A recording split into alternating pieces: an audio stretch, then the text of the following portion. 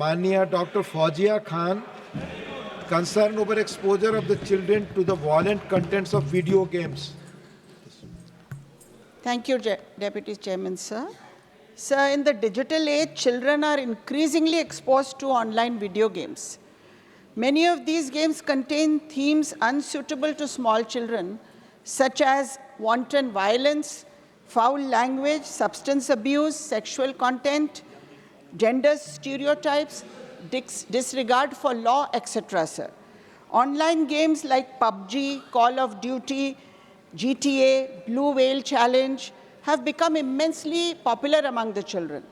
This leads to development of aggressive behavior in them as they grow up. Excessive exposure can also cause anxiety and phobias, especially in case of gore content.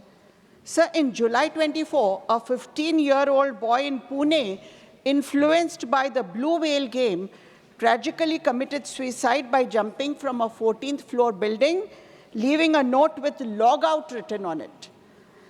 There have been many such instances.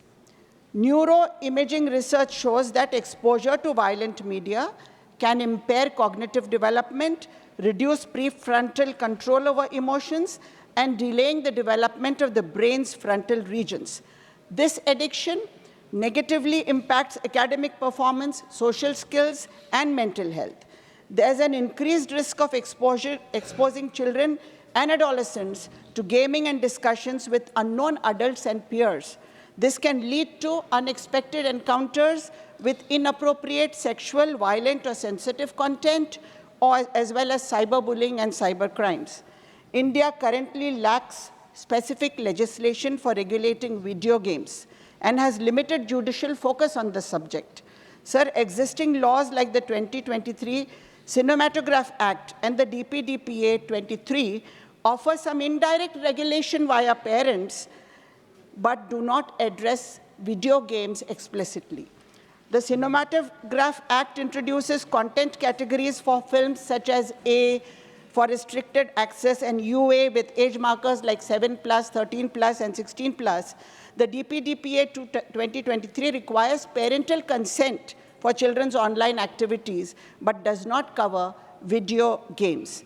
While parents' role is undeniable in regulating children's access to online media, the government must also directly regulate content for children, especially video games. A dedicated division should be established to oversee and categorize this content involving relevant stakeholders. And, sir, accessible counseling and support services must also be provided for teens at risk from such games.